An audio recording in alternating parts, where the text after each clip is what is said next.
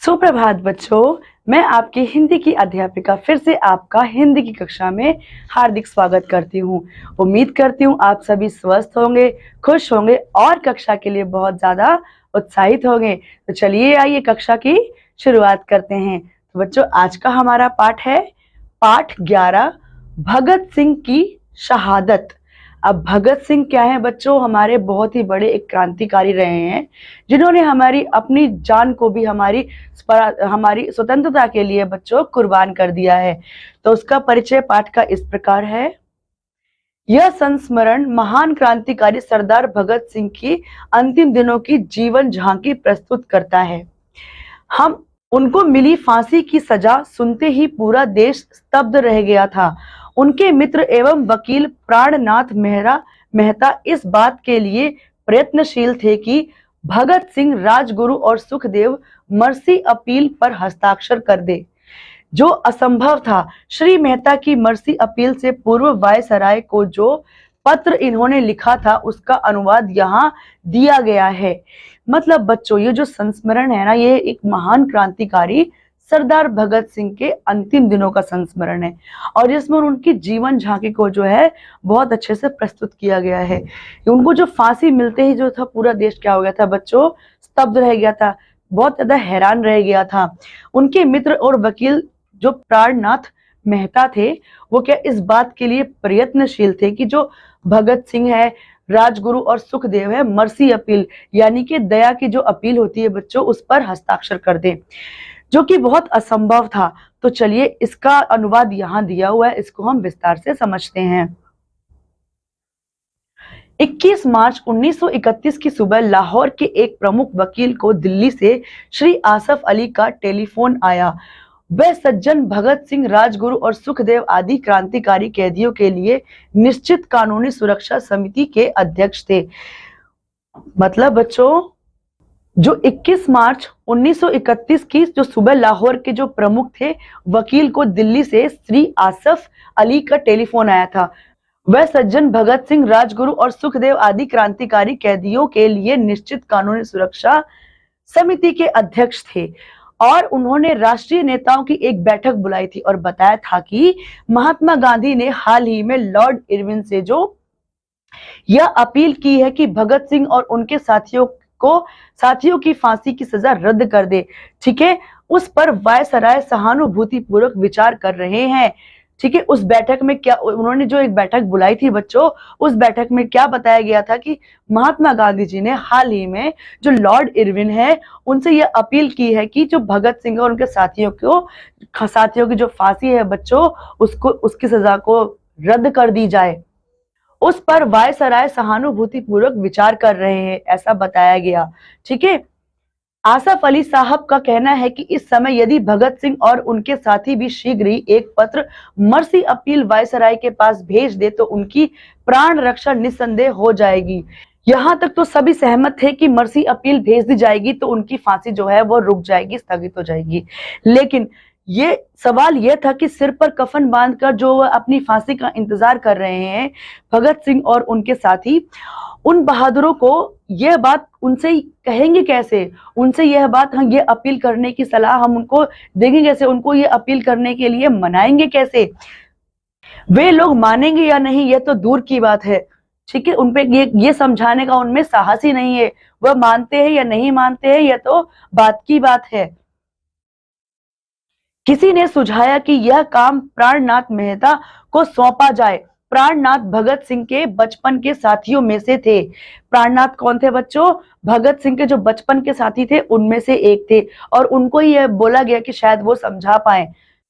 उन्होंने भगत सिंह के लिए कानूनी दौड़ धूप करने की इच्छा से गवर्नमेंट कॉलेज की MA की पढ़ाई बीच में ही छोड़ दी थी।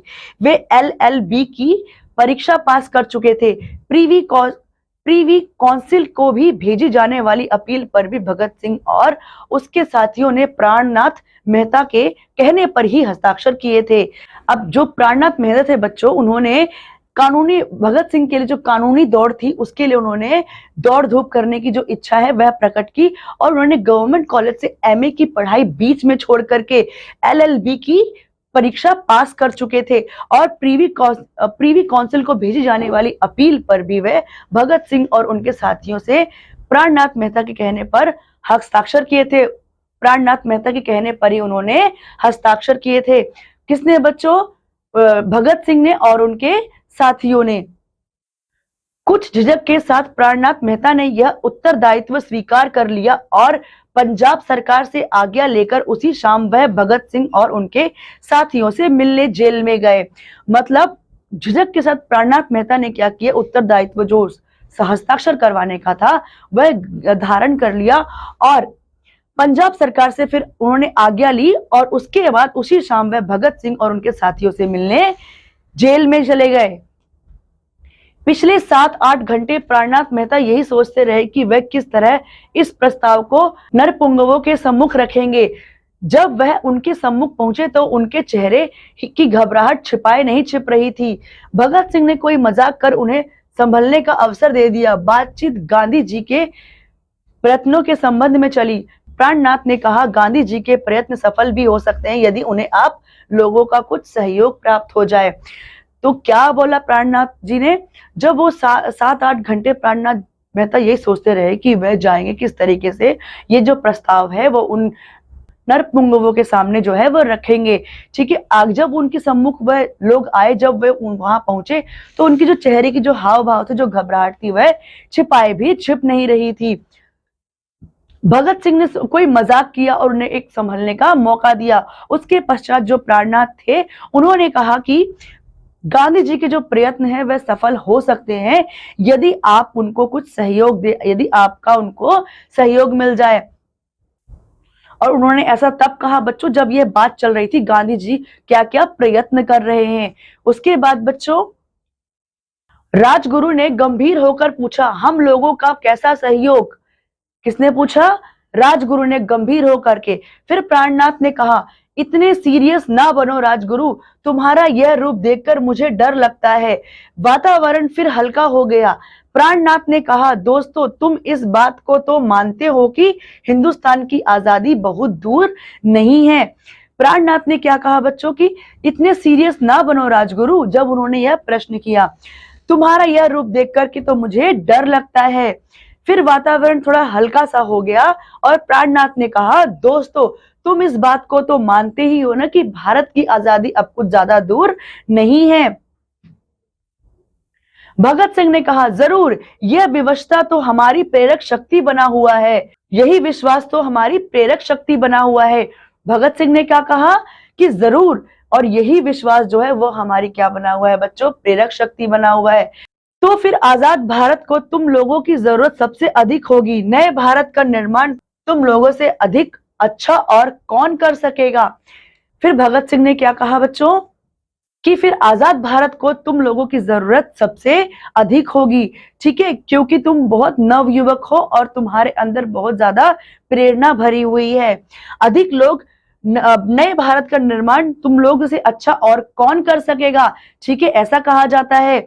उसके बाद सुखदेव ने कहा, प्राणनाथ, हम लोग तो भारत की आजादी की नींव के पत्थर है, ऊपर की इमारत तो बाद के लोग बनाएंगे। सुखदेव ने क्या कहा कि हम तो जो आजादी की नींव के पत्थर है और जो उसका जो भविष्य है वो कौन बनाएगा? हमसे आने वाले अगले लोग बनाएंगे, उसकी चिंता करना हमारा काम नहीं है। भगत सिंह ने मुस्कुराकर कहा, यार वकीलों वाली बातें छोड़, सीधे तौर से बता तू क्या कहना चाहता है। अब राजगुरु ने उसके सुखदेव ने इसके बाद और क्या कहा कि उसकी चिंता करना हमारा काम नहीं है, उसकी चिंता करना तो आप लोगों का और आने वाली पीढ़ी का काम है। फिर भगत सिंह ने कुछ मुस्कुराकर कहा कि यार वकीलों जैसी बातें छोड़ करके सीधे तौर पर बताओ कि तू कहना क्या चाहता है। यही कि तुम्हारा जीवन कौम की थाती है और कौम चाहती है कि तुम गांधी जी के हाथ मजबूत करने के लिए वायसराय के नाम पर मर्सी अपील भेज दो। अब उन्होंने क्या बताया प्राणनाथ ने कि मैं ये कहना चाहता हूं कि तुम मर्सी अपील भेज दो। ठीक है, और तुमको कौम चाहती है और गांधी जी के तुम मजबूत क्या हो, कुछ हथियार हो। तीनों के मुंह एकाएक गंभीर हो गए। राजगुरु ने कहा, प्राणनाथ, तुमसे हमें यह उम्मीद ना थी। तीनों के मुंह क्या हो गए बच्चों? एकाएक बहुत ज्यादा गंभीर हो गए। और जो राजगुरु ने कहा कि प्राणनाथ, हमें यह उम्मीद नहीं थी। प्राणनाथ ने क्या कहा बच्चों की हमको जो है तुमसे यह उम्मीद बिल्कुल भी नहीं थी। फिर सुखदेव बोले हम तुम्हें अपना सच्चा दोस्त समझते थे। प्राणनाथ यह बात कहने की तुम्हारी हिम्मत किस तरह हुई? सुखदेव ने क्या बोला कि तुमको हम क्या समझते थे? अपना सच्चा दोस्त समझते थे, लेकिन तुम्हारी ये सब बोलने की हिम्मत कैसे हुई? भगत सिंह ने आंख के इशारे से अपने दोनों साथियों को चुप किया और बड़ी शांत आवाज में पूछा, किस तरह की मर्सी अपील तुम चाहते हो? ऐसा भगत सिंह ने पूछा कि किस तरह की मर्सी अपील जो है तुम हमसे चाहते हो।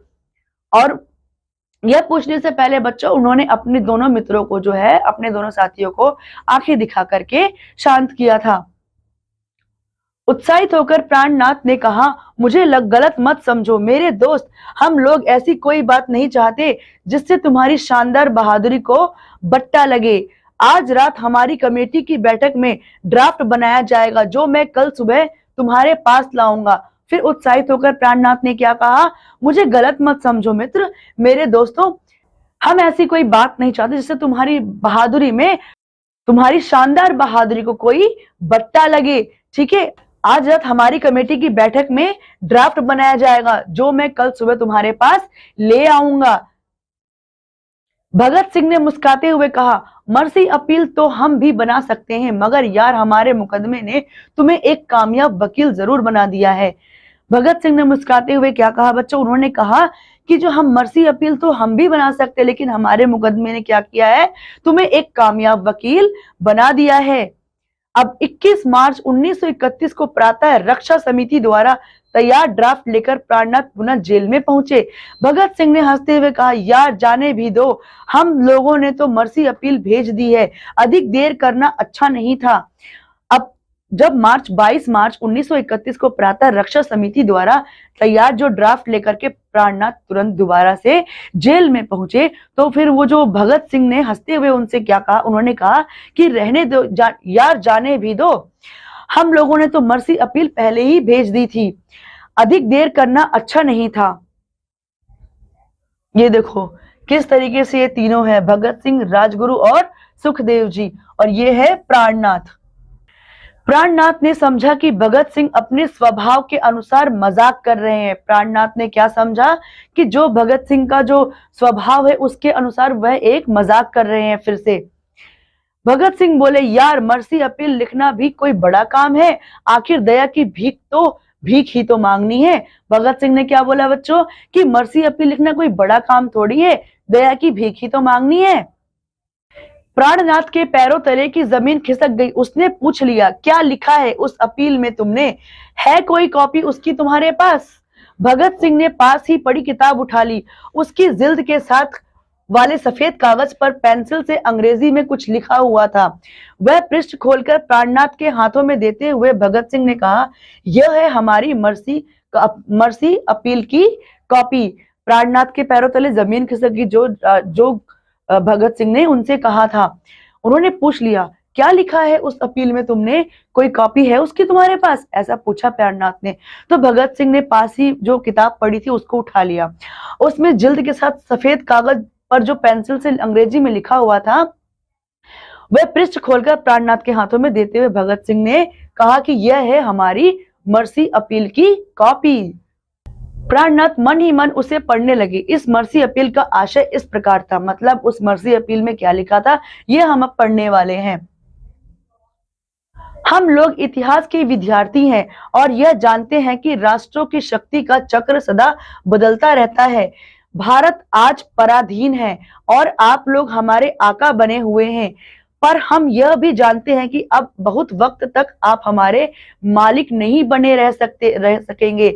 भारत में आज आजादी की जो तड़प विद्यमान है उसके हम तीनों प्रतिनिधि हैं और हम यह स्वीकार करते हैं कि हम आपकी सरकार के शत्रु हैं। इस शत्रुता पर हमें गर्व है। हम लोग आपके विरुद्ध युद्ध करते हुए गिरफ्तार हुए हैं। हमें मालूम ही है कि चंद दिनों में आप हमें फांसी पर चढ़ाने वाले हैं। वह फांसी जो हमारी इन कोठरियों से कुछ ही गजों के अंतर पर है। इस पत्र द्वारा हम तीनों आपसे अपील करते हैं कि हम तीनों को आप फांसी पर ना चढ़ाकर हमें अंग्रेजों द्वारा बंदूक से शूट करवा दीजिए। आप जानते हैं कि युद्ध में पकड़े गए शत्रुओं को इसी तरह शूट किया जाता है, फांसी नहीं दी जाती।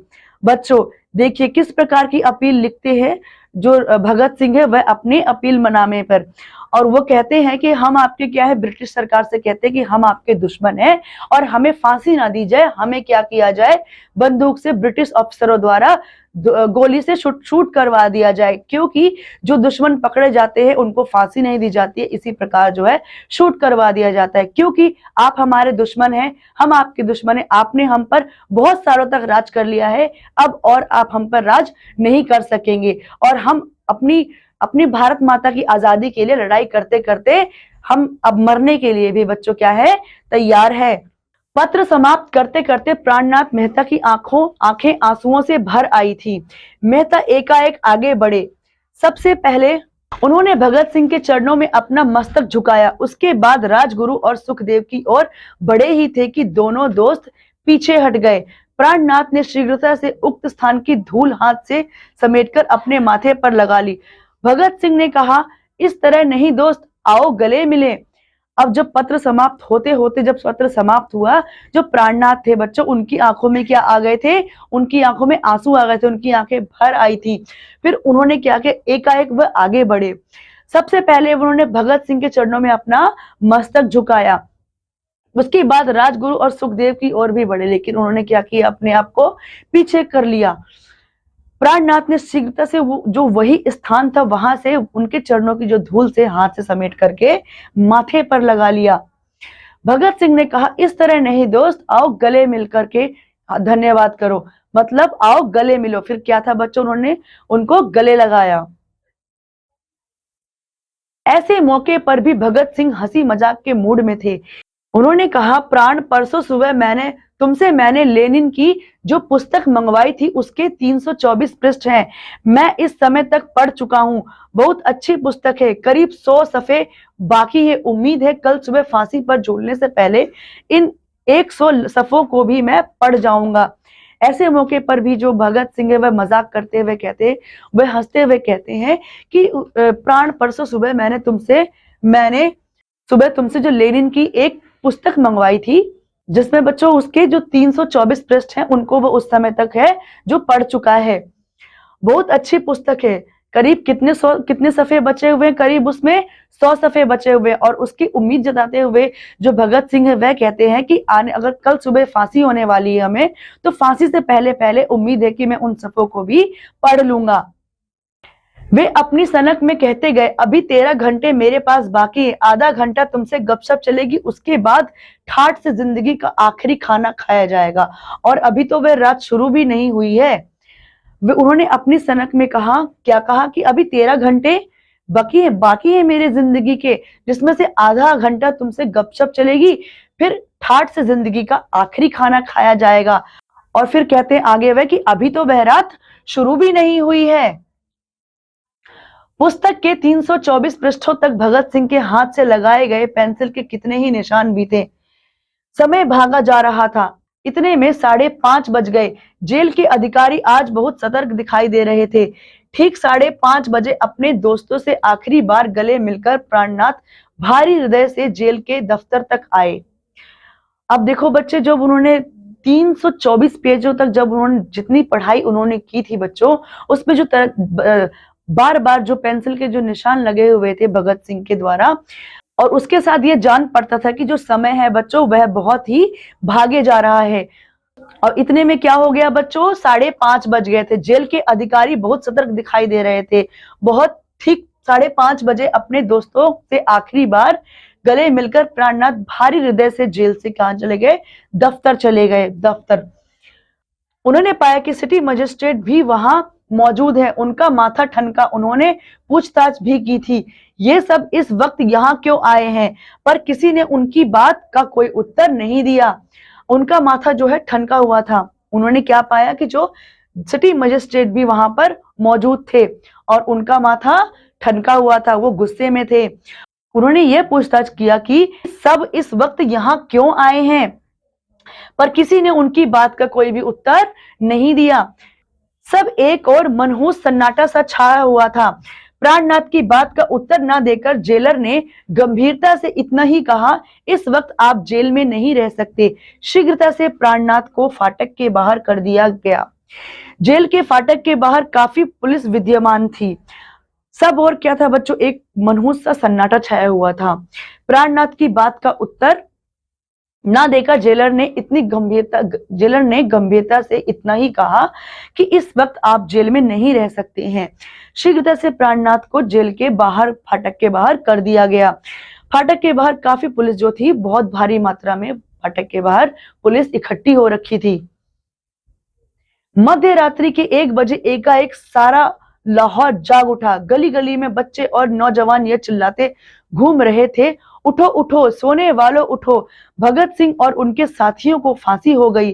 भगत सिंह जिंदाबाद, राजगुरु जिंदाबाद, सुखदेव जिंदाबाद। अब मध्य रात्रि बीच रात के बीच में क्या होता है बच्चों, सारा लाहौर जो है जाग उठता है और गलियों में निकल उठता है और वह कहते जाते हैं साथ साथ में कि उठो उठो सोने वालों उठो, भगत सिंह और उनके साथियों को क्या हो गई बच्चों, फांसी हो गई है।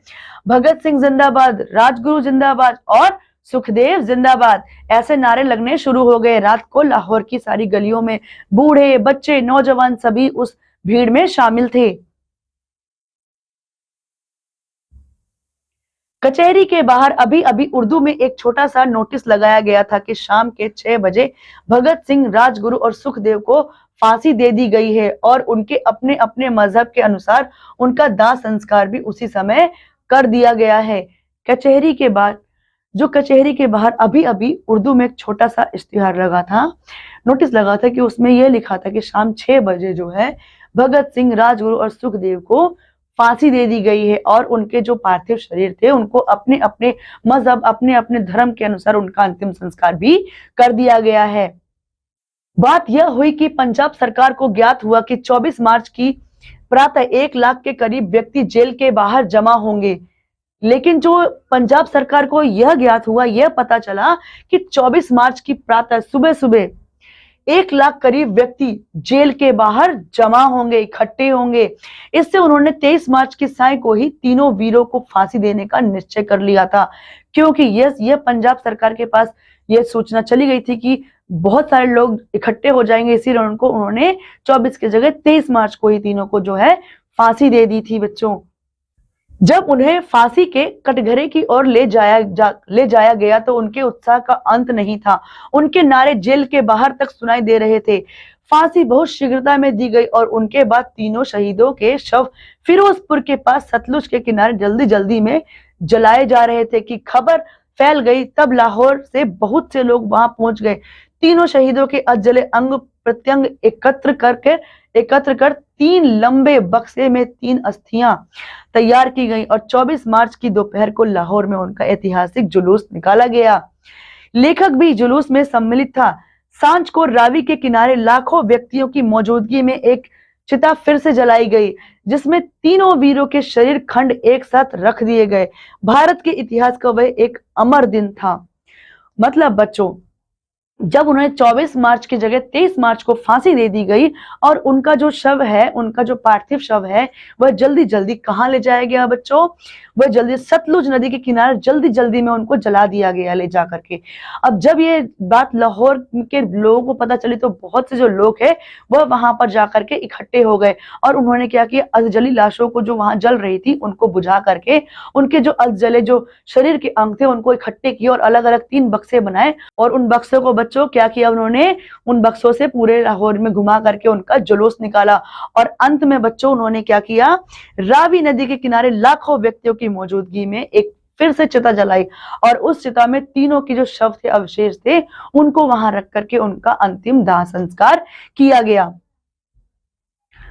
और भारत के इतिहास का बच्चों वह क्या था, वह बहुत ही बड़ा अमर दिन था और उस दिन जो है बच्चों उनका अंतिम संस्कार के साथ उनके जीवन लीला भी समाप्त हो गई थी। तो बच्चों इस प्रकार के थे हमारे क्रांतिकारी भगत सिंह, सुखदेव और राजगुरु, जिन्होंने अपने जीवन का बलिदान दे दिया भारत की स्वतंत्रता में। तो बच्चों इसी के साथ यह कक्षा यहीं समाप्त होती है। अब मैं आपसे अगली कक्षा में मिलती हूँ, तब तक के लिए आप आपका ध्यान रखिए। धन्यवाद।